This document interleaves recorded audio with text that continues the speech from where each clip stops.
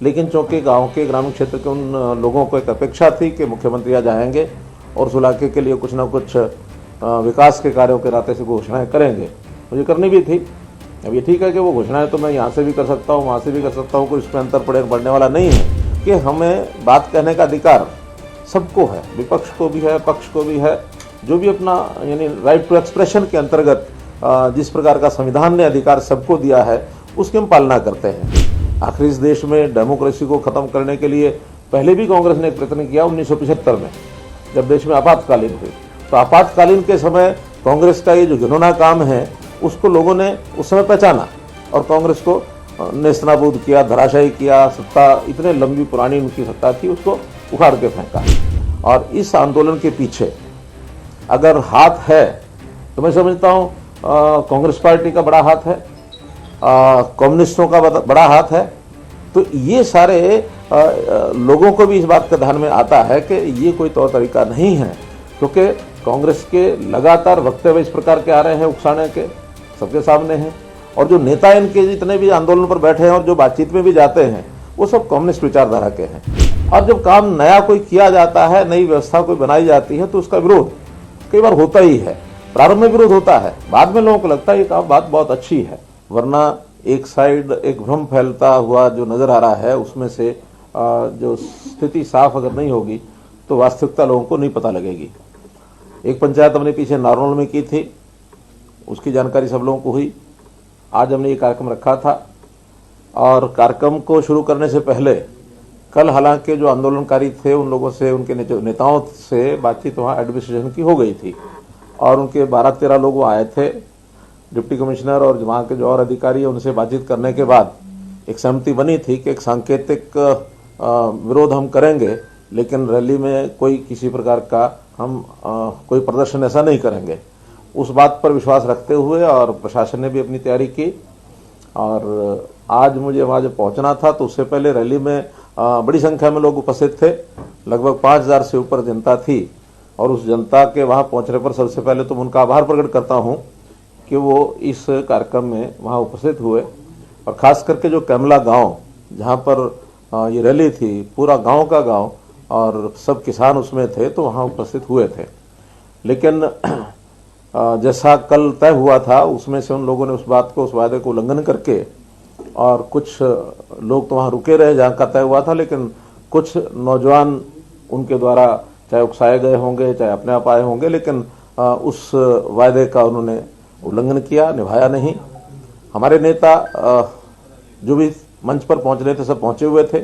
केवल मुझे वहाँ हेलीकॉप्टर लेकर उतरना था तो हेलीकॉप्टर पर वो पहुंच गए बड़ी संख्या में, जिसके कारण से मैंने भी समझा कि क्योंकि लॉ एंड ऑर्डर की स्थिति नहीं बिगड़नी चाहिए, इसलिए सुरक्षा को ध्यान में रखते हुए और मैंने अपना हेलीकॉप्टर जो है निर्देश दे करके उनको और करनाल में उतारा। तो इसलिए कुछ समय के बाद हमारे प्रदेश अध्यक्ष उनका भाषण हुआ, शिक्षा मंत्री उनका भाषण हुआ, वहाँ जो विधायक हैं उनका हुआ और जो नेता वहाँ पहुँचे थे सबके भाषण हुए। वास्तव में जो हमने किसान को बताना था वो सारा संदेश उन किसानों को चला गया। आखिर तो हमने अपने विषय बताने थे वो बता दिए गए, वो मैंने बताने थे या हमारे बाकी नेताओं ने बताने थे, उसमें कोई बहुत बड़ा अंतर नहीं था। लेकिन चूंकि गांव के ग्रामीण क्षेत्र के उन लोगों को एक अपेक्षा थी कि मुख्यमंत्री आज आएंगे और उस इलाके के लिए कुछ ना कुछ विकास के कार्यों के नाते से घोषणाएं करेंगे, मुझे करनी भी थी। अब ये ठीक है कि वो घोषणाएं तो मैं यहाँ से भी कर सकता हूँ, वहाँ से भी कर सकता हूँ, कोई इसमें अंतर पड़ने वाला नहीं है। उस इलाके के विकास के काम के लिए लगभग 100 करोड़ रुपए की योजनाएं आज मुझे जो वहाँ बतानी थी वो निश्चित रूप से फिर किसी मौके पर उनको बता दी जाएगी। और 3 प्रोजेक्ट्स उनका उद्घाटन था 47 करोड़ रुपए का, वो भी वहाँ एडमिनिस्ट्रेशन ने या तो कर दिया होगा, नहीं तो फिर किसी मौके पर ऑनलाइन उसका उद्घाटन कर दूंगा। लेकिन कुल मिलाकर के आज के इस घटनाक्रम पर इतना जरूर मैं कहना चाहूँगा कि हमारे देश में एक स्थापित लोकतंत्र है, मजबूत लोकतंत्र है। और मजबूत लोकतंत्र में हमने ये पाया है कि हमें बात कहने का अधिकार सबको है, विपक्ष को भी है, पक्ष को भी है। जो भी अपना यानी राइट टू एक्सप्रेशन के अंतर्गत जिस प्रकार का संविधान ने अधिकार सबको दिया है उसकी हम पालना करते हैं। हमने कभी भी इन तथाकथित किसानों के, किसान नेताओं के जो वक्तव्य हैं उनको कभी रोका नहीं। उनके जो आंदोलन चल रहे हैं वो चल ही रहे हैं, और उसमें तो बल्कि वहां पर इतनी भीड़ होने के बाद, कोविड होने के बाद भी जहाँ वहाँ इतनी भीड़ है, उसमें व्यवस्थाओं में बहुत से काम हमने किए हैं। हमने वहाँ स्वच्छता के नाते से, पानी के नाते से, वहाँ जो टेम्परेरी टॉयलेट्स है उसकी व्यवस्था की है, लाइट की व्यवस्था की है, वहाँ हेल्थ सर्विसेज को लेकर के मेडिकल फैसिलिटीज़ वो उनको दी हैं। तो ये सारे काम वहाँ किए गए हैं। लेकिन ये अच्छा नहीं कि कोई अपनी बात को कहना चाहे और हम किसी दूसरे का विरोध करें। ये लोकतंत्र का तकाजा नहीं है। देश ने आज़ादी प्राप्त की है और आज़ादी का जो हमारा लोकतांत्रिक व्यवस्थाओं का जो एक पालन हुआ हमारे संविधान के द्वारा, डॉक्टर भीमराव अम्बेडकर ने जो हमने व्यवस्था दी है, उसका उल्लंघन ये देश की जनता मुझे नहीं लगता बर्दाश्त करेगी। आखिर इस देश में डेमोक्रेसी को खत्म करने के लिए पहले भी कांग्रेस ने एक प्रयत्न किया 1975 में, जब देश में आपातकालीन हुई। तो आपातकालीन के समय कांग्रेस का ये जो घिनौना काम है उसको लोगों ने उस समय पहचाना और कांग्रेस को नेस्तनाबूद किया, धराशायी किया। सत्ता इतने लंबी पुरानी उनकी सत्ता थी, उसको उखाड़ के फेंका। तो ये लोकतंत्र के प्रति हमारे देश की आस्था है, जनता सब जानती है। और आज के इस घटनाक्रम के कारण से तो मैं समझता हूं जनता को वह संदेश, शायद मैं अपनी बात में से इतना संदेश न दे पाता जितना बड़ा संदेश जनता को इस घटना के कारण से हो गया है। और बहुत से समाचार उसके बाद मेरे पास फोन आ रहे हैं कि ये ठीक नहीं हुआ है और ठीक नहीं किया है। और इसमें से एक हमारे समाज में खास करके किसान वर्ग की भी बदनामी इन लोगों ने कराई है, क्योंकि किसान का ये रवैया नहीं हो सकता, किसान का ये स्वभाव भी नहीं। हमारा देश का किसान कितना ही कम पढ़ा लिखा होगा, भोला भाला होगा, लेकिन बहुत गहरी उसकी आस्था इन चीजों में, वो बहुत समझदार है। तो इसलिए इनको उस प्रकार का समर्थन मिलने वाला नहीं है। और इसमें भी अगर मैं किसी को, एक व्यक्ति को जिम्मेवार ठहराऊं, तो उसमें जो परसों से वीडियो चलाया गुरनाम सिंह चढ़ूनी ने, तो गुरनाम सिंह चढ़ूनी ने जो जिस प्रकार का उकसाने का काम किया कि मुख्यमंत्री की जो ये सभा है, ये पंचायत है, ये नहीं होने देंगे, और उन्होंने अपने नौजवानों को या अपने जो साथ लगे उनके लोग हैं उनको आह्वान किया कि मरोड़ निकाल देंगे, ये करेंगे, वो करेंगे। मरोड़ निकालने का विषय नहीं है मेरा। तो क्या, मैं समाज का प्रतिनिधि हूं, जनता का प्रतिनिधि हूं, मेरी कोई मरोड़ नहीं है। मुझे तो जनता के आशीर्वाद से ये स्थान अगर मिला है, तो ये जनता की अगर मरोड़ निकालनी है तो उनके सामने आ जाएगी, उसमें कहीं कोई देरी नहीं लगेगी। इसलिए अब वो बहुत ज्यादा एक्सपोज होते जा रहे हैं। और इस आंदोलन के पीछे अगर हाथ है तो मैं समझता हूं कांग्रेस पार्टी का बड़ा हाथ है, कम्युनिस्टों का बड़ा हाथ है। तो ये सारे लोगों को भी इस बात का ध्यान में आता है कि ये कोई तौर तरीका नहीं है, क्योंकि कांग्रेस के लगातार वक्तव्य इस प्रकार के आ रहे हैं, उकसाने के, सबके सामने हैं। और जो नेता इनके जितने भी आंदोलन पर बैठे हैं और जो बातचीत में भी जाते हैं, वो सब कम्युनिस्ट विचारधारा के हैं। वो कम्युनिज्म जिसका नेस्तनाबूद हो गए, बंगाल में हो गए, चाइना में हो गए, रूस में हो गए, आज ये पैर पसारने के लिए लगे हुए हैं कि इन आंदोलनों के माध्यम से हम यहाँ पैर जमा लेंगे, तो इनको भूल जाना चाहिए। तो इसलिए मित्रों, आज का ये जो घटनाक्रम है इसका मैं निंदा करता हूँ इसकी, और जिन्होंने आयोजन किया उनका मैं आभार प्रकट करता हूँ, चाहे वहाँ की जनता है, गांव की जनता है, उस इलाके की जनता है, चाहे वो कार्यकर्ता है, चाहे एडमिनिस्ट्रेशन है, मीडिया के लोगों ने भी बहुत सहयोग किया है। मीडिया ने सारी बात, चाहे प्रिंट मीडिया आज लिखेगा, चाहे इलेक्ट्रॉनिक मीडिया ने अभी तक दिखाया है, उनका सबका मैं आभार व्यक्त करता हूं। और मैं समझता हूं कि जनता को भी इसके बारे में जो जानकारी मिलेगी उसमें से निश्चित रूप से उनका एक रुख बनेगा। जहां तक किसानों के संबंध में है, ये सब बातें मैं पहले भी कह चुका हूं, दोहराने के लिए, क्योंकि आज जो कुछ मुझे वहां कहना था वो आपके माध्यम से वहां तो अवसर शायद नहीं मिला, क्योंकि स्वाभाविक है कि जब इस प्रकार की कोई दूसरी हाइपर की जो घटना हो जाए तो उसके नाते फिर ध्यान उधर चला जाता है। अल्टीमेटली आखिर किसान के लिए देश के प्रधानमंत्री ने क्या कुछ नहीं किया। देश के प्रधानमंत्री के ऊपर ये कोई भरोसा नहीं करेगा कि वो किसान के विरोधी हैं। कोई भी वर्ग समाज का ये भरोसा नहीं कर सकता, क्योंकि बहुत वर्षों के बाद देश में देश की व्यवस्थाओं को सुधारने में, दिशा देने में, गरीब समाज, मजदूर हो, किसान हो, छोटा दुकानदार हो, उन सब के हित में जितने काम अभी तक किए हैं, और जब काम नया कोई किया जाता है, नई व्यवस्था कोई बनाई जाती है, तो उसका विरोध कई बार होता ही है। प्रारंभ में विरोध होता है, बाद में लोगों को लगता है ये काम बात बहुत अच्छी है। अगर मैं उदाहरण देता हूं तो आखिर जब जीएसटी का विषय था, कितना विरोध हुआ था।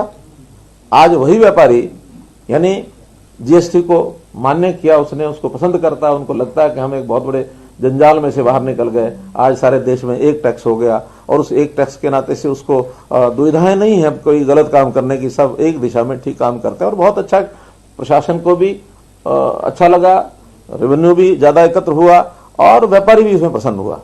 मैं बहुत दूर नहीं तो 90s के विषय में आपको बताऊंगा कि 90s में जब इस देश में लिबरलाइजेशन का विषय चला,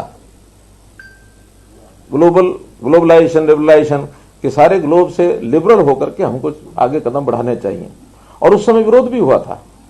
उस विरोध के समय कि भी हाँ हम पता नहीं ये कंपनियां बाहर से आ जाएंगी, सारा देश दुनिया हमको लूट ले जाएगी, ये करेगा वो करेगा, वो जमाना था। उस जमाने के बाद आज 20-25 साल के बाद हम देखते हैं कि कितने ही लोग देश और देश से बाहर जाकर के दुनिया में अपना व्यापार कर रहे हैं, एंटरप्रेन्योरशिप कर रहे हैं, बाहर के लोग यहाँ आ रहे हैं। यानी दुनिया को जिसको कहना चाहिए एक बहुत निकटता एक दूसरे की बन गई, यानी ग्लोब इज ए विलेज, ऐसा जो वाक्य निकले, उन वाक्यों का सार्थक एक परिणाम निकला कि सारे देश दुनिया के लोग प्रगति कर रहे हैं, एक दूसरे के साथ मिलकर कर रहे हैं। उस समय हमारा अगर ऑटोमोबाइल का देखें तो गाड़ियां जो होती थी वही, अगर वही जमाना चल रहा होता तो वही क्या एम्बेसडर और फिएट और वही स्कूटर जो है वेस्पा लम्ब्रेटा उसी पर चल रहे होते। आज जो है हम कितना आगे बढ़ गए हैं, यानी अगर उन गाड़ियों के मॉडल हम देखते हैं तो उसके अंदर एक से क्या क्या क्या है, वो क्योटा, क्रेटा, फिर टोयोटा, किया, जीप, किस किस लेवल पर कहां कहां पहुंच गए हैं। तो ये सारी चीजों का लाभ एक उस प्रकार के माहौल के बाद बना है। तो ऐसे नई परिस्थितियां, नई जो व्यवस्थाएं बनती हैं उसका विरोध हुआ करता है, हमको मालूम है। लेकिन उसके पीछे की यदि भावना ठीक है, उद्देश्य ठीक है, तो वो हमेशा जनहित में होता है, ऐसा हमारा विश्वास है। जहां तक इन 3 कानूनों का विषय है, तीनों कानून जनहित में है। और मेरा दूसरा कहना है कि जब भी कोई नई चीज आती है तो उसका उपयोग करने के बाद ही पता लगता है कि वो ठीक है या गलत है। मैं कहता हूं 1 साल अगर हम उपयोग करने के बाद देखते, मेरे जैसा व्यक्ति भी ये कहता है अगर 1 साल के बाद हमें लगेगा इसमें ये चीजें कमियां हैं तो हम ही जाकर के सब लोगों के साथ मिलकर के प्रधानमंत्री जी कहते हैं कि इसके अंदर न्यूनता है, कमी है, इसको ठीक करना चाहिए। हालांकि आज भी बहुत से जब शुरू में विषय निकाले गए कि इसके अंदर इन प्रावधानों के अंदर बदल करना चाहिए, तो बदल करने के लिए आज भी सरकार तैयार है। लेकिन जो एक रट लगाई कि मैं ना मानू, मुझे तो चाहिए ना, क्या ना, तीनों कानून वापस लो। अब ये कोई जिद से ये प्रकार चीजें नहीं चला करती हैं, इसलिए 1 साल भर हम उसका उपयोग करें और कोई गलत बात लगती है तो उसको हम छोड़ देंगे। और छोड़ने को आज भी बंधे हुए नहीं है। आज भी ये तीनों जो कानून हैं, ये कोई ऐसा नहीं है कि अनिवार्यता है किसान के लिए, अनिवार्यता नहीं है। मंडियां हैं, जहां तक मंडी का विषय है, सरकारी मंडियां आज भी हैं, आगे भी रहेंगी। उसके अंदर एमएसपी आज भी है, आगे भी रहेगा। एक रास्ता अल्टरनेटिव दिया गया है कि अगर प्राइवेट भी कोई मंडी आके खुलती है, उसमें यदि किसी को लाभ लगता है तो जाके बेचेगा, नो कंपल्शन।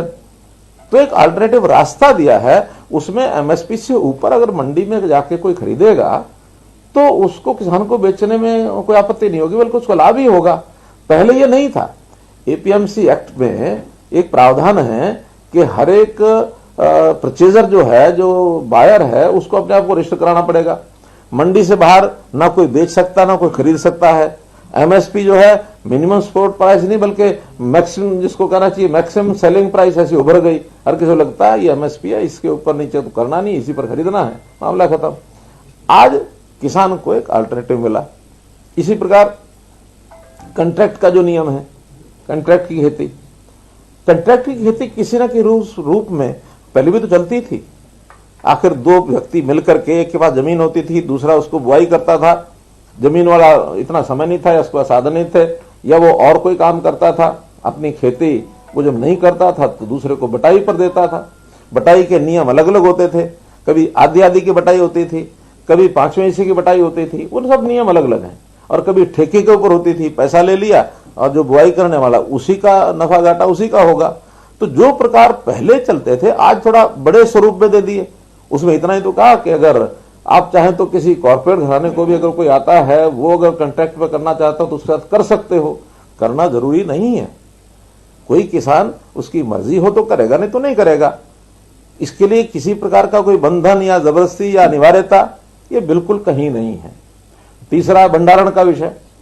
भंडारण में क्यों अनिवार्य है? इसलिए है कि भंडारण के बिना हमारी जितने भी फल, सब्जियां और अन्न है, प्रधानमंत्री जी ने स्वयं हमको जो आह्वान किया, बताया कि 1 लाख करोड़ रुपए की फसल, फल, सब्जी ये साल में खराब हो जाती है लगभग। अगर हम हरियाणा की बात करें तो उसमें अगर क्योंकि 3-4%, 5% तो हमारा योगदान होगा ही, तो 5% का मतलब है कि 5,000 करोड़ रुपया यहां भी जाता होगा, 3-4,000 करोड़ रुपया यहां भी जाता होगा। कितने फल सब्जियां खराब हो जाते हैं, गोदाम में पड़ा अन्न सड़ जाता है। कुछ लोगों का उसमें इंटरेस्ट भी होता है कि सड़ जाए तो ठीक, उसके बाद हम इसको खरीदेंगे। तो ये सारी चीजें ठीक हों, किसान को भी कोई वेयर हाउसिंग बनाने के लिए, कोल्ड स्टोरेज बनाने के लिए, कोई भी व्यक्ति, न्यू एंटरप्रेन्योर, स्टार्टअप, किसान या कोई व्यापारी इन व्यवस्थाओं में आकर के काम करेगा तो सहयोग मिलेगा सरकार को। सारी व्यवस्थाएं सरकार के ऊपर छोड़ना संभव भी नहीं है, हो भी नहीं सकती हैं। सरकार आखिर कितना करेगी? और सरकार के काम भी ये नहीं है। व्यापार करना सरकार का काम नहीं है। सरकार का काम व्यवस्थाओं को ठीक करना है। हाँ, जब कभी टकराव, इन चीजों में, इंटरेस्ट में जब टकराव होता है, प्रतियोगिता होती है, तो उसमें कहीं ना कहीं इस प्रकार के विषय भी होते हैं कि कोई एक मानो व्यक्ति लाभ कमाता है तो कई बार दूसरे की कॉस्ट पर कमाता है, दूसरे को हानि होने लग जाती है।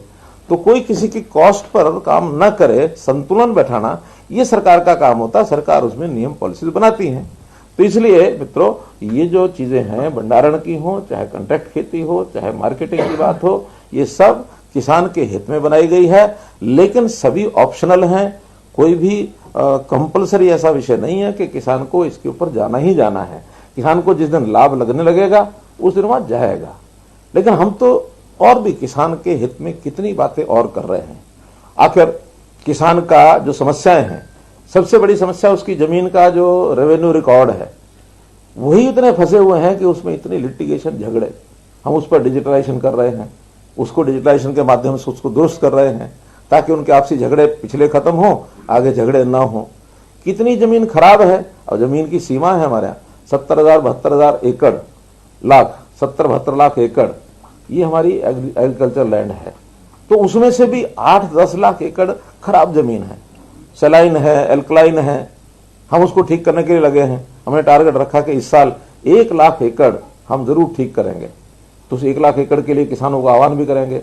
उसके साथ कुछ थोड़ा बहुत उसका भी इंटरेस्ट जागना चाहिए कि मैं जमीन ठीक कराऊंगा तो मेरी जमीन का लाभ मुझे ही होगा। तो पहले 1 लाख में कौन आगे आता है उसका हिसाब करेंगे। इसी प्रकार से कौन क्या फसल बोए, क्रॉप का, यानी उसका जो टोटल क्रॉप कितनी हो, इसके टारगेट्स हमारी आवश्यकता के हिसाब से वो हम रखने के लिए योजना बना रहे हैं। किस किसान, यानी किसान को कौन सी फसल बोने में लाभ ज्यादा है। आखिर तो किसान भी इनकम के लिए काम करता है ना, तो इनकम ज्यादा किस में हो सकती है? एक जैसी इनकम में तो सब में तो नहीं होती। तो आज हमारी आवश्यकता किस चीज की है? हमारी आवश्यकता सब्जियों की है, फल की है, मसालों की है। आज हमारी आवश्यकता यानी गेहूं की और धान की उतनी नहीं है। देश को भी जितना पैदा होता है उससे सरप्लस है। हमें रिक्वायरमेंट, जो फूड सिक्योरिटी की रिक्वायरमेंट है, इस साल का और 1 साल का और 2 साल का फूड ग्रेन हमारे स्टॉक में रहना चाहिए। आज 5 साल का फूड ग्रेन हमारे स्टॉक में है। E5 चैनल पंजाबी हुणे सब्सक्राइब करो, बेल आइकन पे क्लिक करो।